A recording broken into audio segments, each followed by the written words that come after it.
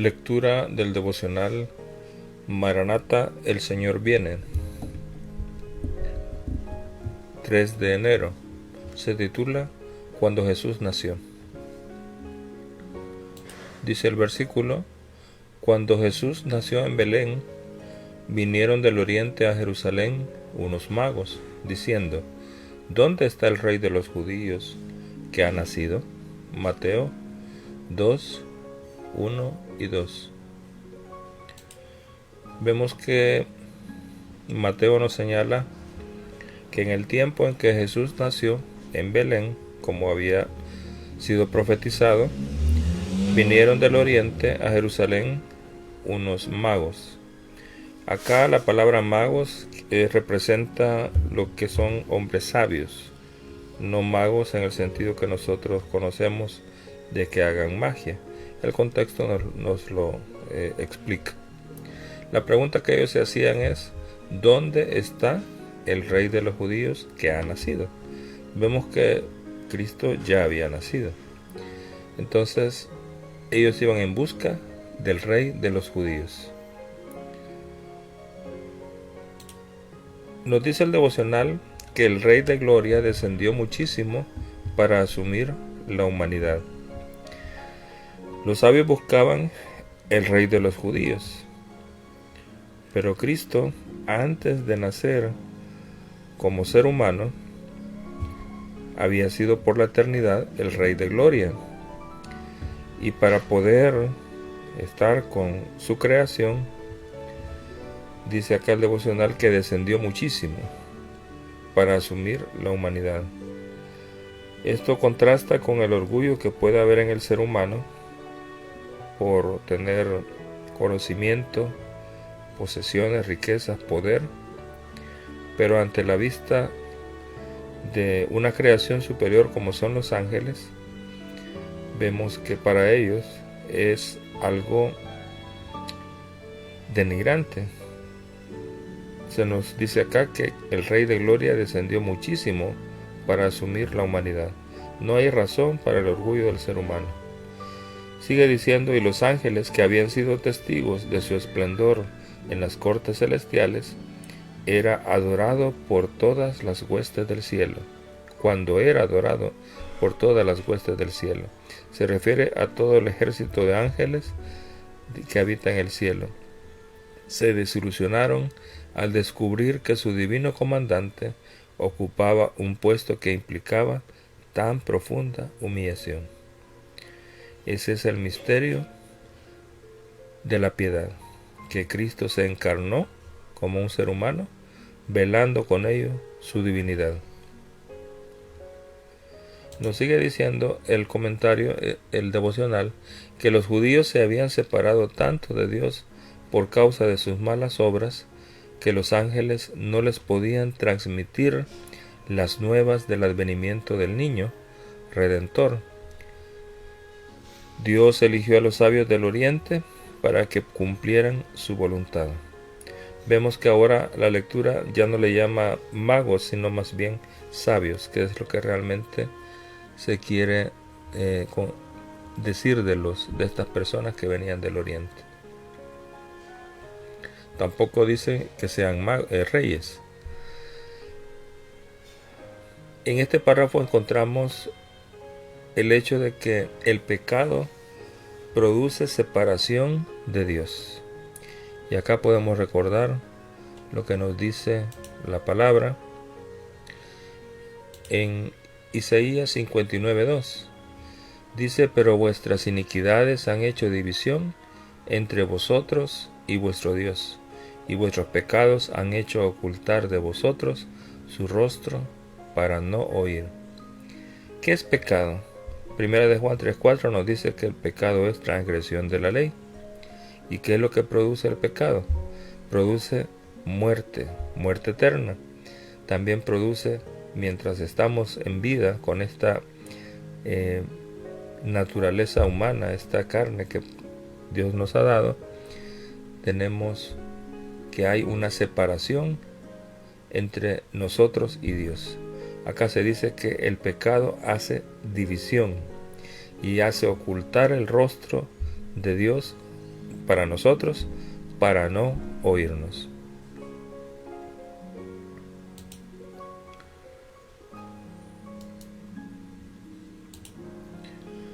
Entonces, en el caso de los judíos, vemos que se había hecho una separación por sus malas obras, una separación de Dios.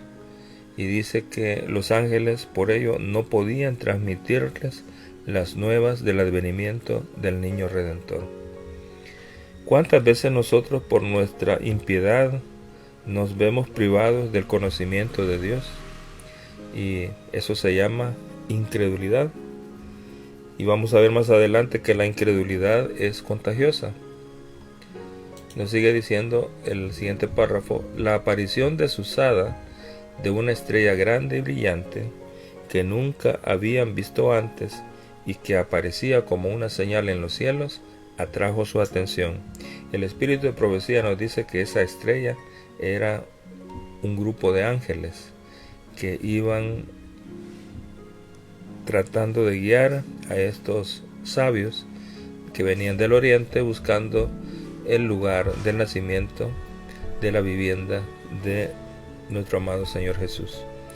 Dice que no tuvieron el privilegio de escuchar la proclamación de los ángeles a los pastores. Esto se comentaba en el devocional del día de ayer, que cuando no estaban esperando la dirigencia del pueblo al Redentor, al Mesías, los pastores, haciendo su trabajo de noche, estaban meditando y anhelando la venida del Mesías. Y los ángeles, al encontrar un terreno fértil en esos corazones, fueron y les proclamaron con alegría, con gozo, la venida del Salvador que ellos anhelaban. Ellos, dice acá, no tuvieron el privilegio de escuchar esa proclamación, los sabios. Pero el Espíritu de Dios los impulsó a buscar al visitante celestial que había venido a este mundo caído, es decir, a nuestro Señor Jesús. Los sabios enderezaron su rumbo en la dirección en que la estrella parecía conducirlos. Al acercarse a la ciudad de Jerusalén, la estrella se envolvió en tinieblas. Esa luz que los iba guiando desapareció y no los guió más. Llegaron a la conclusión de que los judíos no podían ignorar el gran acontecimiento de la llegada del Mesías, de modo que comenzaron a inquirir, o sea, a preguntar, a indagar al respecto en las proximidades de Jerusalén. Al perder la guía de esta estrella, de estos ángeles, los sabios creyeron que el pueblo judío estaba pendiente, así como ellos, de ese gran acontecimiento que era la llegada del Mesías. Entonces comenzaron a indagar en las cercanías de Jerusalén. Pero ¿cuál fue el chasco que ellos encontraron? Dice que se sorprendieron los sabios al verificar que no había un interés especial con respecto al tema de la venida del Mesías. Había incredulidad, había separación del cielo, separación de Dios, y no tenían el conocimiento. Cuando abandonaron Jerusalén, los sabios, dice, ya no abrigaban tanta confianza y esperanza como cuando llegaron. Vemos aquí que la incredulidad es contagiosa. Al ver que el pueblo del cual ellos esperaban obtener noticias del rey de los judíos, no sabía nada, ni tenían interés. Se maravillaban de que los judíos no tuvieran interés ni manifestaran gozo frente a la perspectiva del gran acontecimiento de la venida del Cristo. Podemos nosotros fácilmente opinar, ¿verdad?, cómo era posible eso. Pero ¿será que nosotros estamos haciendo lo mismo en estos últimos días de la historia de la tierra? Nos dice la profeta acá que las iglesias de nuestro tiempo están buscando la grandeza mundana y están tan poco dispuestas a ver la luz de las profecías y a recibir la evidencia de su cumplimiento, que muestran que Cristo muy pronto vendrá. ¿En qué está ocupada la iglesia? Dice acá, buscando la grandeza mundana. y está, dice, las iglesias poco dispuestas a ver la luz de las profecías. ¿Será que hay menosprecio a las profecías en nuestro tiempo, en nuestras iglesias? Así como los judíos con respecto al primer advenimiento de Cristo, estamos nosotros dejando de lado el estudio de las profecías que anuncian la segunda venida de nuestro Redentor. Esperaban los judíos, dice, el reino temporal y triunfante del Mesías en Jerusalén. ¿Qué están esperando las iglesias ahora? Los profesos cristianos de nuestra época esperan la prosperidad temporal de la iglesia. Muchas veces nos importan los números, que la iglesia esté llena, que la iglesia crezca, que la iglesia prospere en posesiones o en atavíos temporales. Queremos o pensamos que todo el mundo se va a convertir. Dice acá, los profesos cristianos de nuestra época esperan la prosperidad temporal de la iglesia manifestada en la conversión del mundo y el gozo del milenio temporal. Hay iglesias que creen que el milenio será aquí en la tierra, pero no es eso lo que dicen las profecías. Creen que el mundo entero se va a convertir, pero ¿estamos nosotros pensando eso? ¿Estamos por ello descuidados en el estudio de las profecías y no estamos anhelando, no estamos indagando acerca del tiempo en que Cristo viene, las señales que se están cumpliendo? ¿Estamos viendo el desarrollo de los eventos? Hay una advertencia que nos da el libro de Apocalipsis respecto a esta situación en la iglesia. Nos dice: